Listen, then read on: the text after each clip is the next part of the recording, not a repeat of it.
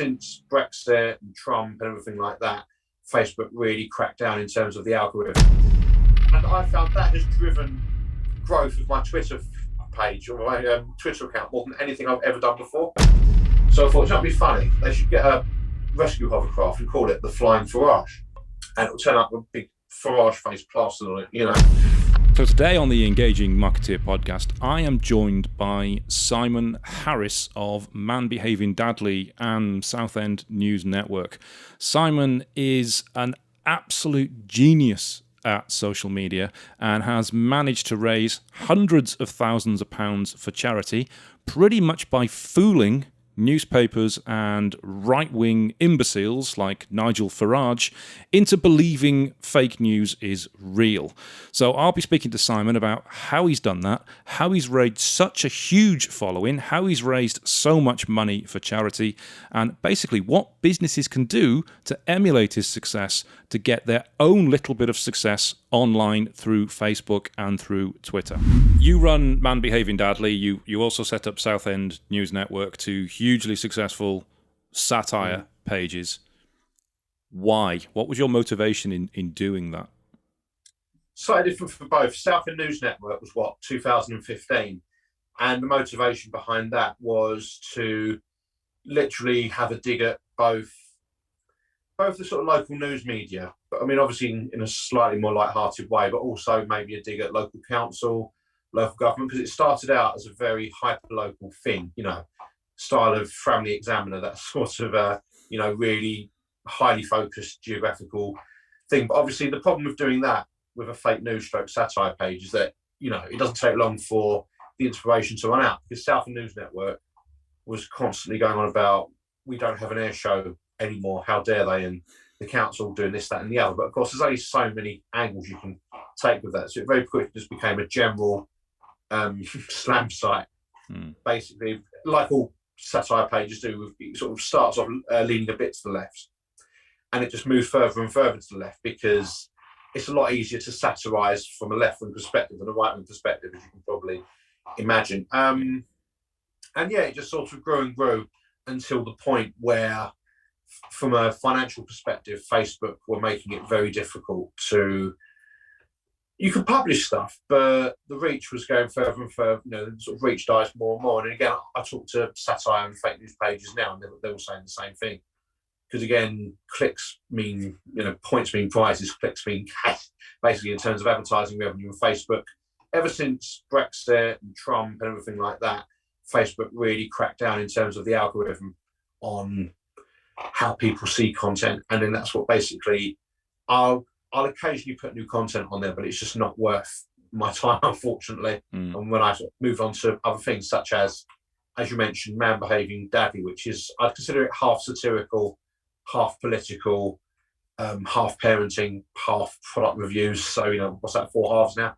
But it's just a general, it's kind of taking all those piss-takey elements and satirical bits and pieces, and maybe just putting them all together to create a parenting blog that's not like a lot of other parenting blogs that are very sort of Instagrammy and, we got 2 weeks at Centre Parks, look at us kind of, Because again, there is no such thing as a parenting expert. It irritates me when you get people proclaiming themselves to be parenting experts when they're not. You're an expert in your own kids, barely sometimes, but it's kind of like an anti-parenting blog for parents who don't do parenting blogs, if that makes sense. It's kind of like a mishmash of everything. I mean, again, it gets political an awful lot of the time, but again, politics affects every single facet of every single little thing. So people might, I only followed you originally for parenting content. Well, again, there's only so many times you can say the same thing. I've got kids, it's difficult. They poo everywhere. They're sick everywhere. They keep me up at night. Well, once you've done that to death, then what? And I'm not just one of these sort of navel gazing, it's been so hard today, look at me sort of people, basically. So it's just like a kind of a mishmash of whatever's in my head at any particular moment of the day. Yeah. You touched on Facebook algorithms there, and that's something that I think every business owner has the problem with when they're trying to promote their own businesses on Facebook. What's your insight into that? Where do you think it's happened, and where do you think it's going to go? There's absolutely no way of knowing. I know why it's happened, because, and again, COVID was a great example of this, because COVID, the emphasis went on tackling maybe extreme right content to tackling COVID misinformation, because there was a real danger at one point of COVID misinformation potentially killing people. Because again, you start reading these crazy stuff about 5G microchips in vaccines and you don't get your vaccine, obviously the consequences of that would have been absolutely catastrophic for people. So the algorithm will change at the drop of a hat. And just when you think you may have figured out how it's going, Facebook will change it, because the last thing that Facebook and Meta want is for people to know exactly how the algorithm works. Every time you get a so-called algorithm expert pops up, they'll say, you know, all you've got to do is create content that your audience will engage with. It's like, well, that's great, but they might be engaging with it one week and the next week they're not seeing it. And that's why you see companies posting sometimes saying, you know, our reach is down, please like this post, please. You know, you're trying to almost chase your own town. It just doesn't work. And COVID's an interesting one, actually, because I was part of a project called Essex Coronavirus Action over the pandemic. We've now transformed it into more of a community space called Essex is United. But again, we were actually getting caught out by the algorithm ourselves just for merely mentioning vaccines. Because at one point, Facebook were just as keen to squash positive vaccine content than they were to squash negative content.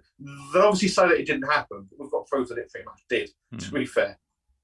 Where we were doing a post about saying, oh, this is where you can get your vaccine in South Essex this weekend. And within seconds, there would be a little bar at the bottom of the post added by Facebook saying, you know, please note you can only trust the following sources for vaccine information. And of course, anybody seeing that, regardless of what we're posting, will go, oh, I'm going to skip past that because it's warning me. Yeah. And if you try to share it, you instantly got a warning before sharing it as well, saying, are you sure you want to share this? 9 times out of 10 people would go, yeah, okay, whatever, I can't be bothered.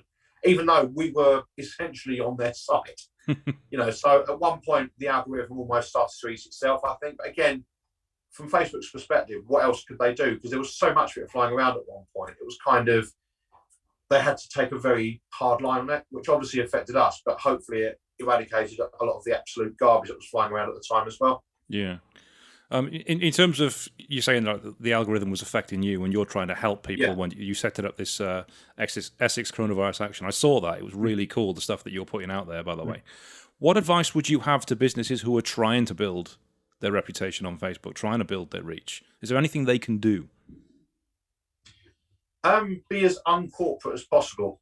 Because again, one of the successes of Essex Coronavirus Action was that we weren't there to replace corporate communications from local government. We were working in association with Essex County Council, who were doing their thing in terms of the corporate comms that reached their audience. And we were there to reach the people who maybe don't always interact with corporate comms for one reason or another, because they think, oh, it's the government, it's this, it's that, and whatever. And we basically found a niche, for want of a better word, a gap in the market for using memes to get very, very serious COVID information out by the power of memes. I mean, for instance, we would just use anything as long as we've got the message across. One of the most popular posts we did was when face masks were really starting to pick up face mask use. Because obviously at the start of the pandemic, you know, you could go to Sainsbury's and not have a mask on. But once it became advice to wear the mask, we asked Carol Baskin of Tiger King to record a video. And she was wearing a face mask and she took it off. She goes, I've got a really important message for the people of Essex. And that absolutely blew up, you know, hundreds of thousands of views, because they're like, hang on, one of the most famous women in the world at the time, because that's just when Tiger King was kicking off as well on Netflix, is telling people in Essex to wear a mask. Now, there's no way in hell the NHS or local government official page would have done something like that, because obviously there's risks to it. I mean, I'm still following the headlines now in case anything emerges about Carol Baskin, meaning I should take the videos down. You know, God knows what's going to happen there. But again, if you just got to try and find a way of getting the message across in a very uncorporate-like way. For some businesses that won't work. For instance, maybe financial services, insurance, which are traditionally, you know, not stuffy, but there's only so much that they can do. I'm finding at the moment that the companies that are doing well on Facebook are the ones that are sort of thinking a little bit outside the box. I know that's a really horrible, that's a really cliche term, but they're thinking uncorporately.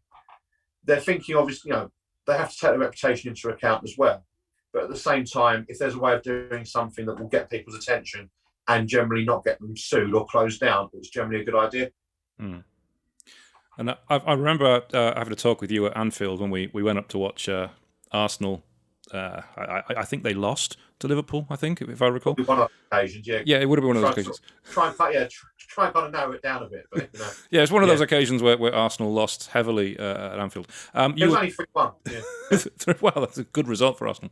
But you were telling me about how you got Man Behaving Dadly to 100,000 likes or followers on the page. Yeah. And there was a strategy you used to do that. Could you share that with us now? Yeah. It was kind of like half gaming the algorithm. I say gaming the algorithm. It wasn't. It was more gaming the system as such. I mean, first of all, a lot of people who own Facebook pages are completely unaware they have the ability to invite people who like. Again, you can't see any metrics. So you have to sort of guess how well it's going. But people who like your post but don't like your page, until you reach 100,000 likes or followers or whatever Facebook wants to call them this week, until you reach that 100,000, you have the ability to invite. And when you press the invite button, whoever liked your post will get a little ping up saying, you have been invited to like this page. The issue is that you're only allowed to invite a certain amount of people per day, and then Facebook turns off the function for 24 hours.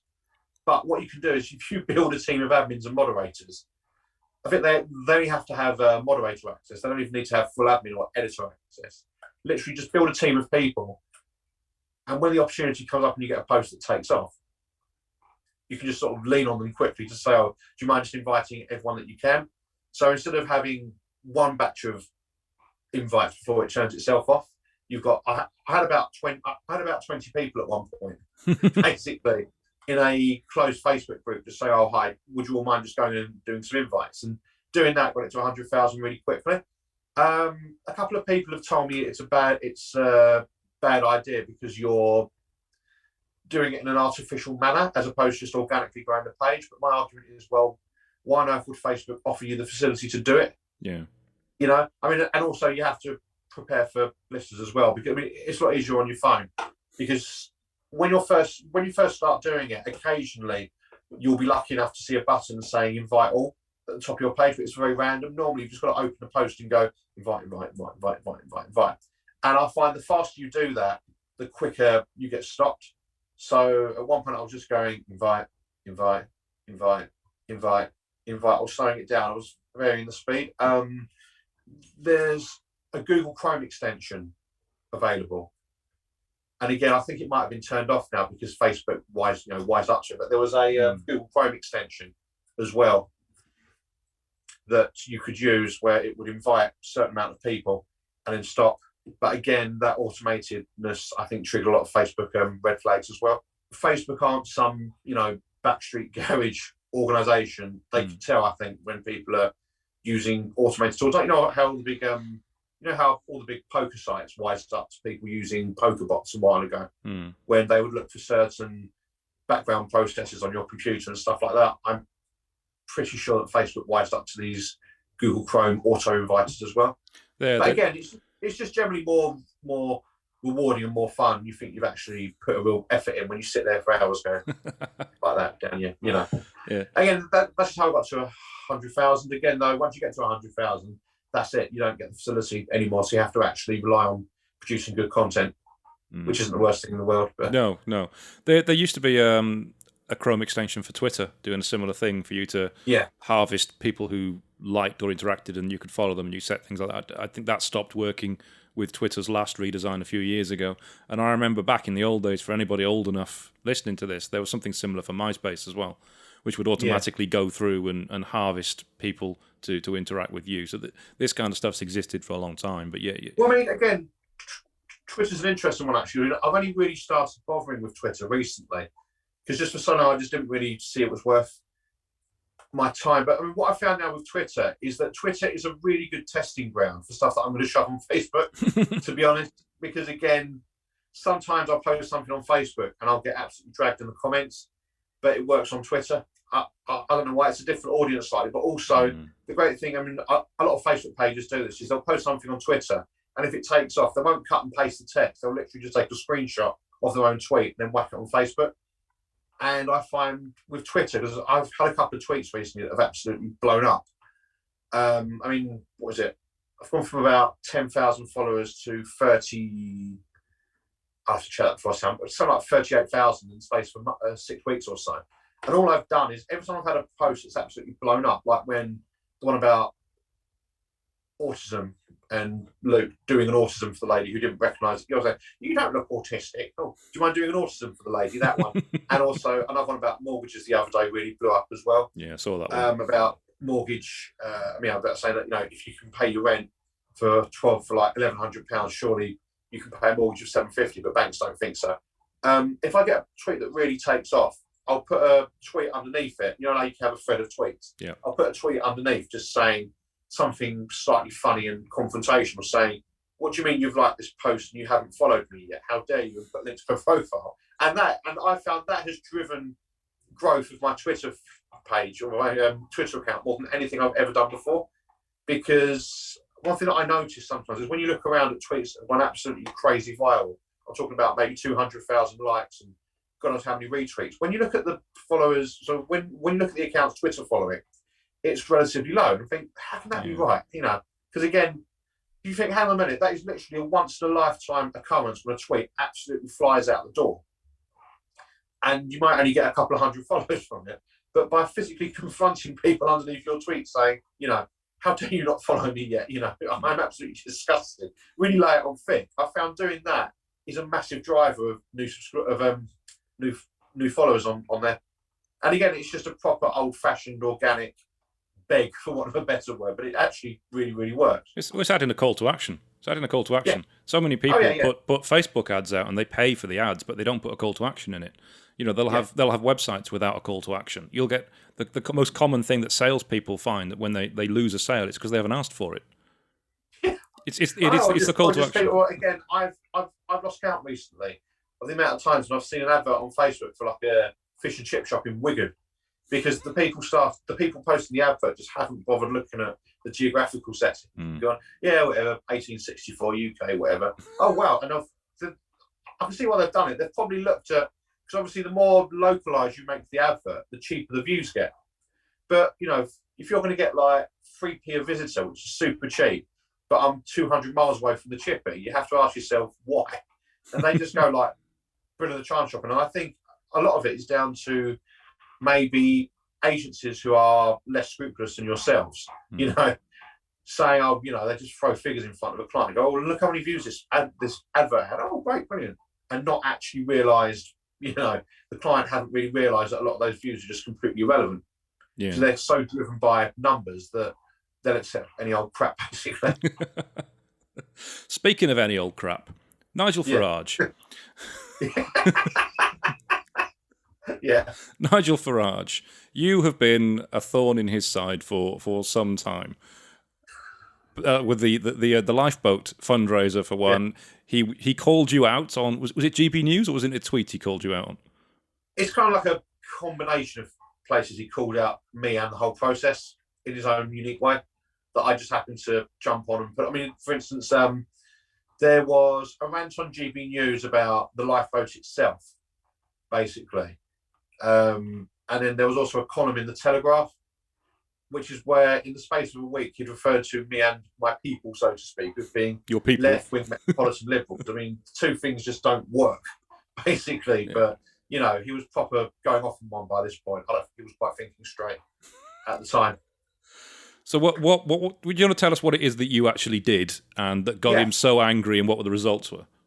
Yeah, I mean, again, like so much other stuff that I do, I'm jumping on trends there and then when they happen. Sometimes it works, sometimes it doesn't, whatever. Just, you know, 2 minutes of my time gone, whatever, move on if it doesn't work. But this was just this was last August, just at the height of the decent weather, when the channel was very calm, so the migrant crossings from France were increasing further. I mean, again, how much they were increasing is a matter of opinion, you know. Again, he probably made it out to be a lot worse than it really was, to be fair. But obviously the issue for the RNLI was the RNLI were getting an absolute pasting on social media and beyond, because they were saying, how dare you use our donations to assist illegal immigration, not realising that the RNLI have a duty to save all lives at sea, no matter who they are, basically. As do all seafaring vessels, to be honest. They have a duty, I believe, to actually go and help any other seafaring vessel that gets into distress.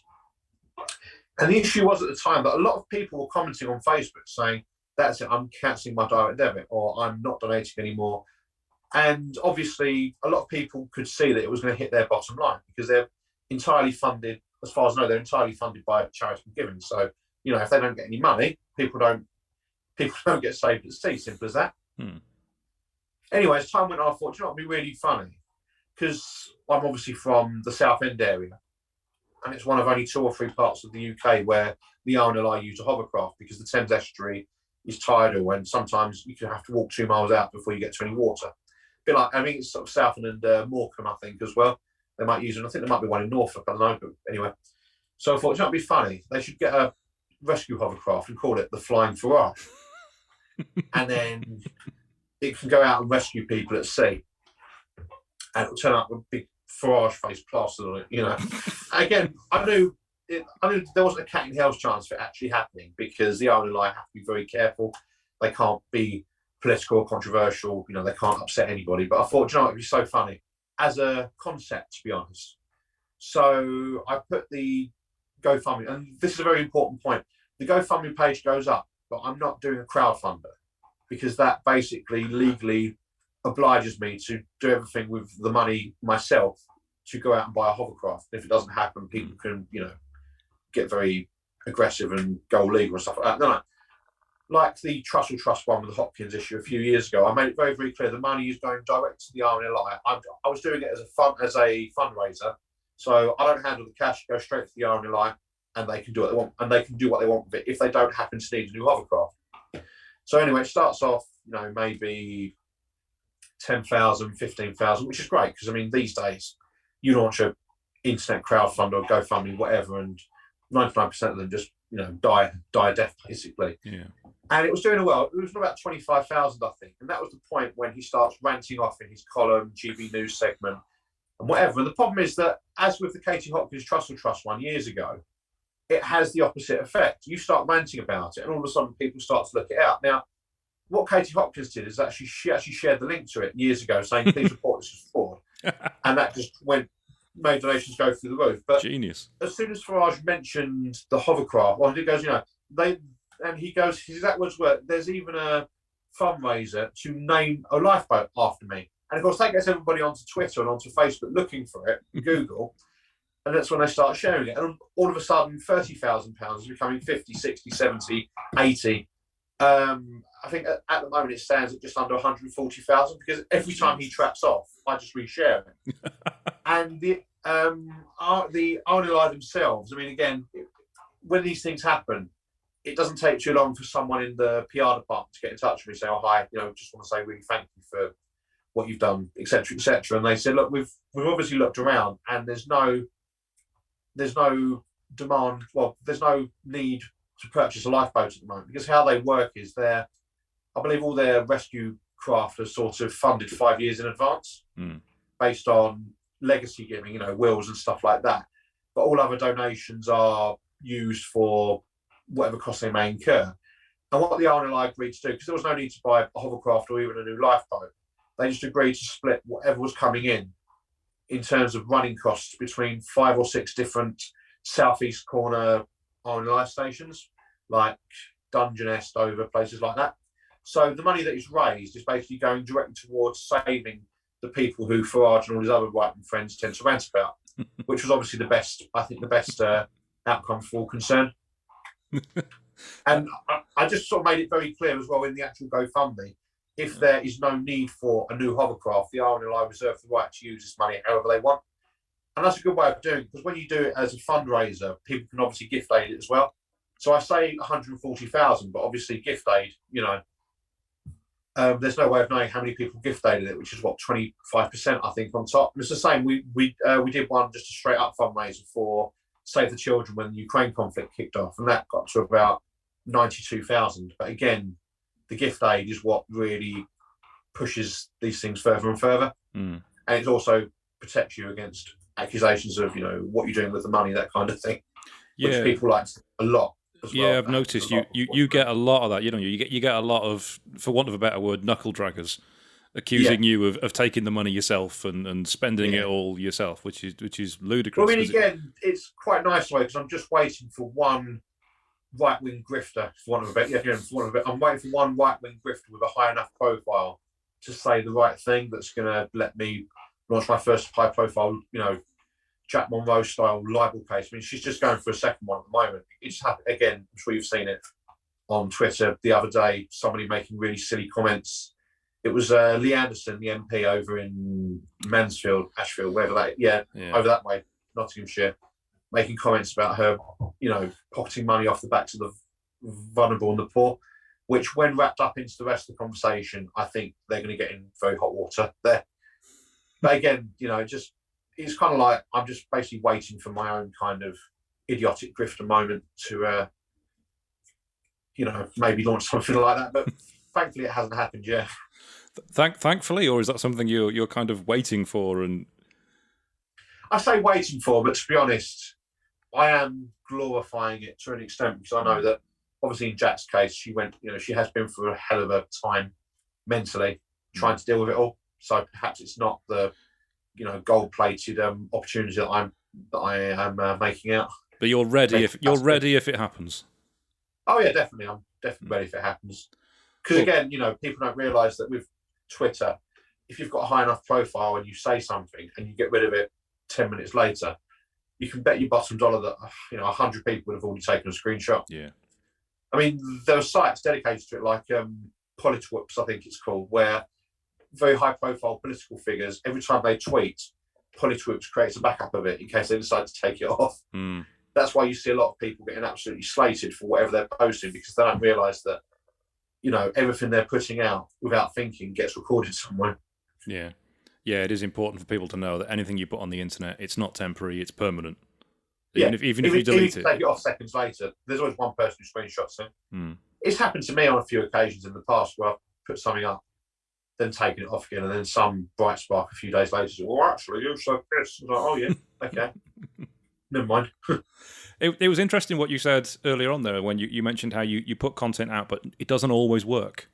Yeah. Because some people do think that, they see what you put out, they think, right, he's just hitting it time and time and time and time again. But when you're creating content, whether it's for yourself or whether it's for a client or whether it's for your business, it doesn't always hit the mark, does it? It doesn't. I mean, I say it doesn't hit the mark. I'd say maybe 95% of everything that I do. This is why I don't always spend hours doing things, because I just know that you could spend 4 hours writing something that absolutely dies, flops out, and then literally a 5-second throwaway tweet screenshotted and it goes through the roof. You just don't know. And again, you're at the hands of the algorithm. If you're doing something that's trending, you've got a much better chance. I mean, I had a feeling that when I did a review of Aldi's new baby wipes a few weeks ago. Yeah. So, and I knew that I had a feeling it might be a winner, because the sheer number of people already commenting to say, this is like one of the worst things to ever happen to me. Well, it's a bit melodramatic seeing as what's going on in the world at the moment, but I kind of see where they're coming from. Yeah. Because again, I've got a 14-month-old and I'm literally putting 15 wipes at a time out, and I'm going, oh, come on, this is hell. Just saying that, I've just noticed actually. You've got them there on my desk. I've just found one of the golden tickets 64-pack version, the old-fashioned design. So you're going to put that in a safety deposit box for the future. Yeah, probably. But again, because I'm obviously watching what's happening trend-wise all the time. Something like that. I mean, it ends up being viewed, or in terms of reach, and again, reach impressions, it was about 3.4 million in the end. People saw it on Facebook, but Alfie never bothered to reply. I did sort of send it to a couple of times, really saying, look at all the comments. Do not delude yourselves into thinking that people are happy with the new wipes. Wow. Because, but again, they haven't replied, because I think Aldi will just do, their argument is that they're obviously, plastic free now, which is great. I'm all for plastic free. But if they're going to literally drive people to madness, is it really worth it in the long run? That's surprising that Aldi haven't replied, because you've got such exposure with that. And Aldi generally are pretty good on Twitter. They're pretty good on social media. Perhaps, I reckon there are some topics that they're very reluctant to wade into at the moment, just because they know that, unlike Cuthbert the Caterpillar and things like that, and the whole cake thing, with things like that, Aldi know that people are very much on their side. I think with the baby wipe situation, I've got a feeling that if they kicked off or even just mentioned it, the sentiment would not be as good as they would hope. Just because, again, when I looked at the comments on the post itself, I reckon 95% of the people commenting there were of the same opinion. A few people saying, I don't know what's wrong with them, not realise that they were still getting through the old ones, Right. But again, it's this whole kind of thing where on another day, Facebook behaving a different way, I could have posted exactly the same thing and it would have got 20 likes. Yeah. And it would have fallen off. Because again, Facebook, sometimes as well, Facebook will decide in the first 5 seconds of the post going live whether it's a winner or not. And when you have one of these flop posts, as I call them, there's absolutely nothing you can do.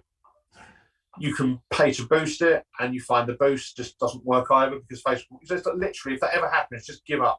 It's literally not worth, it's not worth driving yourself mad over. And yet it can be quite hard to take that when you've dedicated such a huge amount of time and resources into making something.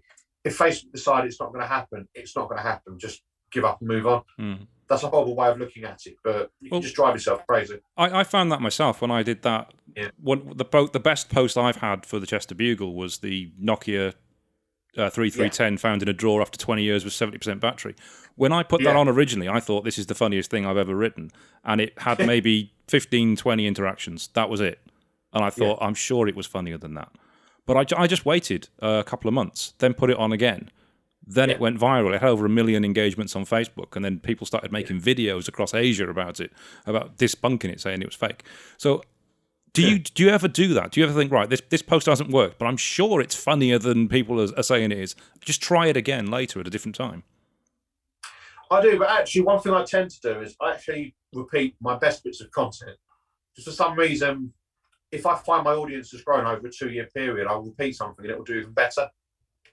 Again, maybe I should start to look at some of the older bits as well. But again, I've repeated older bits before and they just haven't done anything, to be fair. Well, it's recycling. It's good for the environment to recycle your content.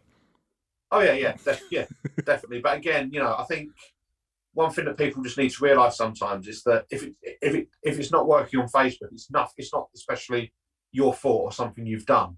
It's just the mood of the algorithm at any particular given time. Yeah. And you shouldn't beat yourself up about it. Just carry on. Again, I get people messaging me sometimes saying, why haven't I been able to grow my page in the last 4 or 5 years? And I'll be like, well, just keep doing what I did. Just literally, my page, the Dadley page, only originally took off the way it did because of one post. It was a post about bottle feeding my baby with my sleeves exposed. And, people were heavily distracted by openly visible biceps. That was the one post that just kicked it off. And what people with smaller pages might find is they'll get one post and it literally changes everything in terms of their reach. I mean, again, a really good example is there was a viral story, I believe, was it earlier this year or it's definitely over the last 12 months. You might have seen it yourself, of a lady on Southend seafront with her autistic son. And he was having a serious meltdown, serious episode where he was just on the floor, wouldn't move. He was really upset. It was over a parking space, which he was always used to going a certain way after getting out of the car, and that's what triggered it, basically. And a runner was coming past, and the runner got down to her son's level, and just because he obviously knew what was happening, and just had a chat with him, and that instantly calmed him down. This random act of kindness from a jogger out on the seafront in Southend. Now, she took a photo of that. The blog's called Better to Be Different. And off the back of that single post, she was all over the media. She got on telly, newspapers, all sorts. And that basically catapulted her page to an absolutely stratospheric level. And now everything that she posts, because of the increased reach and visibility of her page, does a lot better than it would before, because it's literally that one post that kicked it all off massively. I'm talking over 100,000 reactions on Facebook. Yeah. Talking absolutely massive. And that's what I tell people, that literally there'll be that one post that kicks it all off. And all of a sudden it just changes everything. But too many people these days want to know why they're not having that post so soon. Like years ago, I had a local dry cleaner get in touch saying, "Oh, hi, any chance we could sort of do a post together on your local Southend pages? I've got 50 quid. I want it to go viral. I want to." "Oh, hang on a minute." It's like, nobody knows what's going to go viral. You can't just load up Facebook and go, "Right, let's go viral." It just doesn't happen. You'll just keep posting and eventually something will take off. But people just maybe aren't prepared to wait for something to take off. Yeah, that's the issue. They just expect it's going to happen.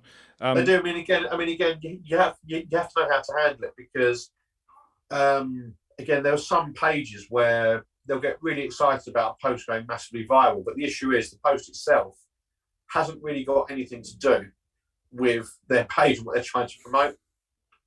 For instance, there's a local radio station, I won't name, it's not too difficult to figure it out, and they've got they've got a really large following on Facebook. The reason they've got a really large following on Facebook is because shortly after they got going, somebody doing their social media posted a video of a dog in China doing something cute, and the video was in Mandarin, I think. And the issue was, it went absolutely crazy viral. Really, really good stats.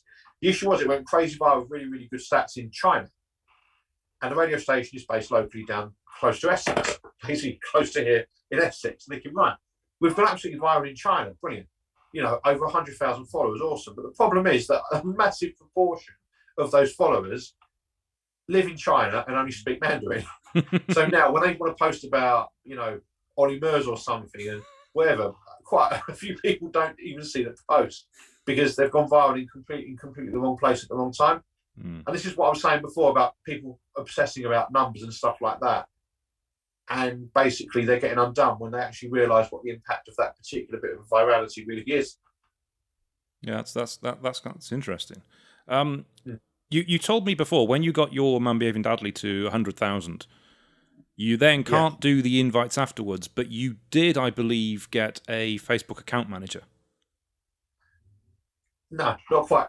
I had a weird notification pop up inviting me to apply for an account manager, and then the form didn't work. And of course, with Facebook, you can't just call technical support and say, "Oh, what's going on?" No. So again, that sort of came and went. I mean, recently, off the back of the Audi post, I found myself getting a blue tick on Facebook, which was nice, because again, I've got a blue tick on my personal page and my Man Behaving Badly now, because again, with my personal wall, that incident with the food bank, the school over in Wales, when I got in a few of the papers. Oh yeah, when you offered to pay off the debt of penny. Yeah, again, we had a pot of fundraising cash from another food bank fundraiser, and I just said, look, to this absolutely draconian head teacher, look, I'll just pay it off. Let's just sort it out. But he never got back to me for various reasons. But again, because that got into the Mirror and some other national press like ITV.com, I was able to fill in the form on Facebook for a blue tick, and they asked for links to say, why do you think you're a public you're a public figure and all that stuff, and then bish bash bosh, and they said, oh yeah, you're eligible for a blue tick, which is really nice to have. And the reason it's nice to have a blue tick, I found on my personal page, on my personal wall, is that for some reason, if I comment on something publicly, all the blue tick comments get moved to the top when other people are looking at them, even though there's no official, record of that being the case. I mean, for instance, just after the match last night, I went straight onto the Arsenal Facebook post on the official page and said, when is this team going to care as much about selling merchandise as it does about on-field performances? Well, like a fun one to talk here. But and again, that started getting reactions instantly, because blue tick comments get put at the top of the list. And that's another really good way to grow your page. When you do get that blue tick, just comment on anything and everything around Facebook, because people see it and follow you. Yeah. And Facebook put a little follow button as well if you're doing it as a page.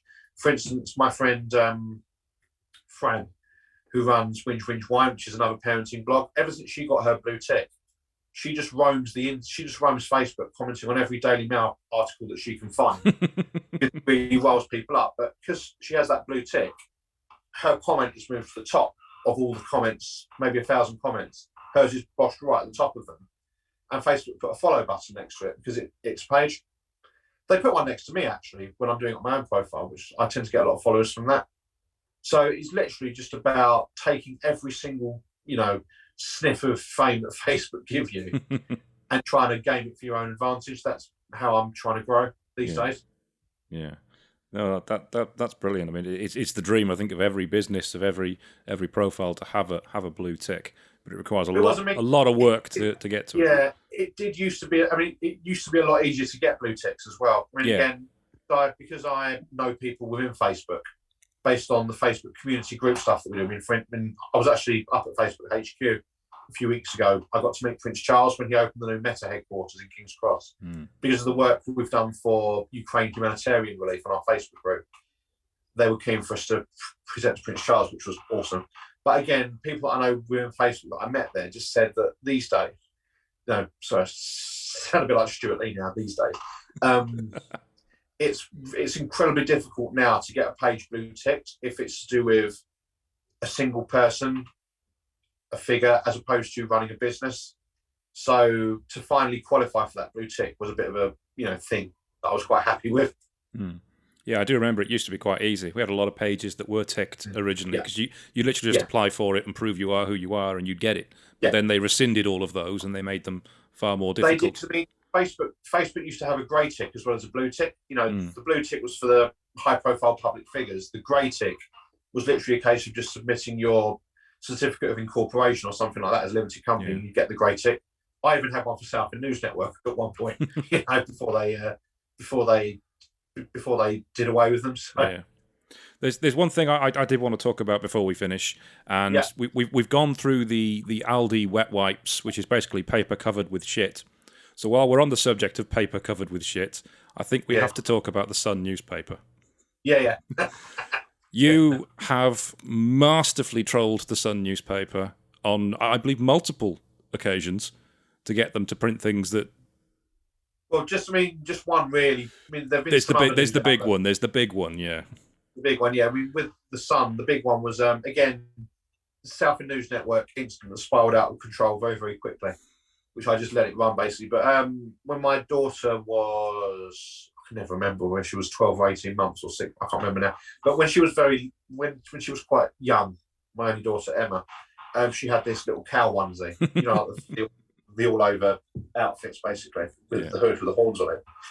And I just took a photo of her and just put some absolute crap up on Southend News Network. It took me 5 minutes to write it. Just say, adorable toddler kicked out of vegan's birthday party for wearing a cow onesie. And I threw in a load of red herrings as I always did. Like, for instance, the baby was called Tanya Hyde.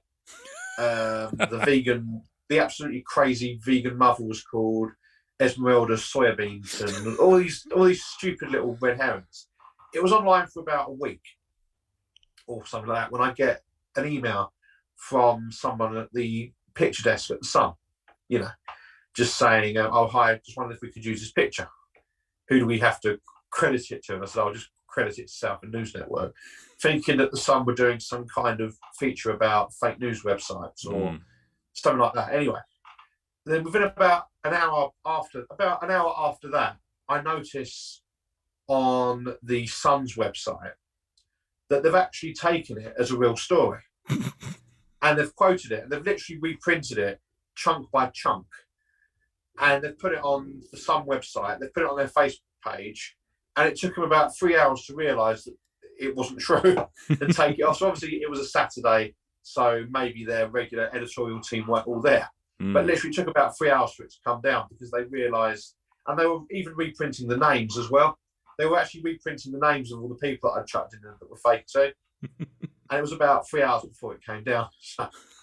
But you fooled a lot of, not just newspapers, you fooled a lot of mostly right-wing people into sharing fake news. Is there a formula that you have for creating something that's going to work? No, because I find the more ridiculous I've made it, the easier it's been to get people to go along with it. For instance, Tommy Robinson, whatever it's called this week, the one about the banned bikinis on Southend Seafront because it offends people, not knowing that Southend Seafront is warm enough for bikinis maybe 2 weeks of the year, little things like that. Katie Hopkins, the one about the M25 was a perfect storm when she was on LBC with her 2 million listeners or whatever it was at the time. I did a story just saying the M25 is going to be shut for a week because they're going to have like a cycling race and a jogging race around it to get people fit and healthy again. They're going to close the M25 for a week. And she literally just got into the office to do her LBC radio show, and her taxi had been severely held up because they were having a cycling event in London. And of course, most of London was shut off. And so she was already riled up about that. And in some research or something, or she'd done it herself, or maybe she had like a researcher who was having a laugh, gives her this bit of paper printed out from the Southend News Network saying they're going to shut the M25 for a week. And then she sat there live in front of 2 million people reading out this story line by line, getting more and more angry about it. The fact that I'd quoted the MP in there as like Mr. Jeremy Spunkton, all these stupid reading out. And then half an hour later, she then goes back on LBC and issues an apology saying, no, it turns out it's not actually real. I mean, again, Britain First, when they were allowed on Facebook, they shared a bit of content about the village of High Easter in Essex having to change its name because it was offending non-Christians.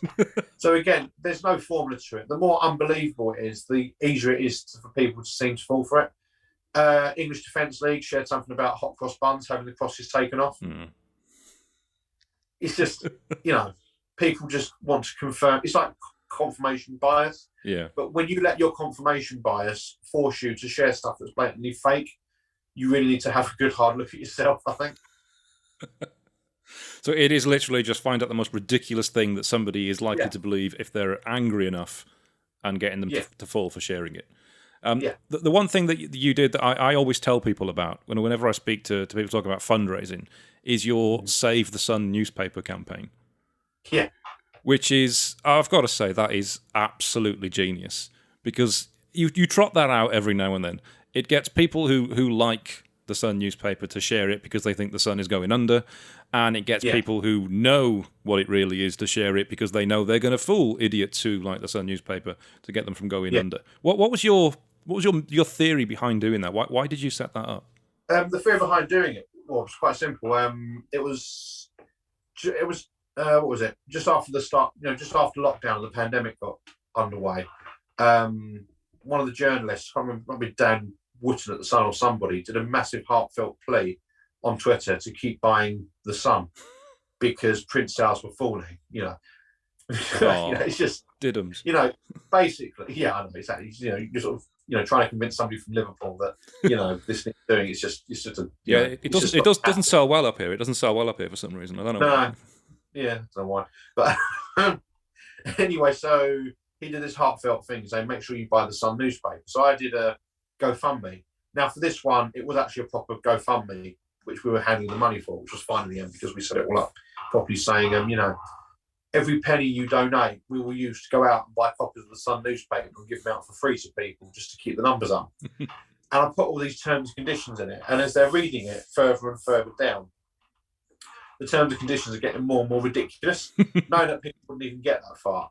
And it's basically like, oh, please no, I will not use this money to buy copies of the Sun newspaper and they get more ridiculous, like, it ended up going as far as if the day has a Y at the end, and if it's cloudy, or if I test positive for COVID, or, if it's windy, or there's a monster in the street, and just stuff like that. And in the end, it became perfectly clear that we weren't going to give them a penny. But all of the money ended up going to food banks in Essex and organisations that hand out food like community fridges and stuff like that. It's about 28,000, or was it 28,000, 30,000, I can't remember how much it was now. But again, it was just another way of using satire to actually get people to do something good. Even though I did get quite a lot of stick from people messaging me. Somebody from Liverpool called me a laugh in an Instagram message. They said, what the hell are you doing, you absolute laugh? Which I then had to look it up.